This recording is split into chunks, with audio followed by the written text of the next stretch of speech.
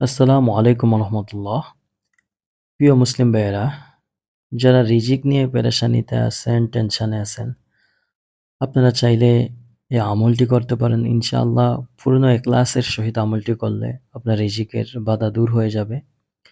দোয়াটি হচ্ছে যে, আল্লাহুম্মা ইকফিনি বিহালালিকা আন হারামিক ওয়া আগনিনি বিফদলিকা আম্মা সিওয়াক।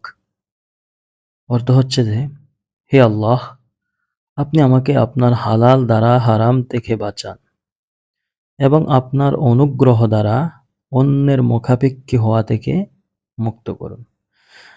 আশা রাখা যায় যে ইনশাল্লাহ এই আমলটি করলে রিজিকের বাধা দূর হয়ে যাবে।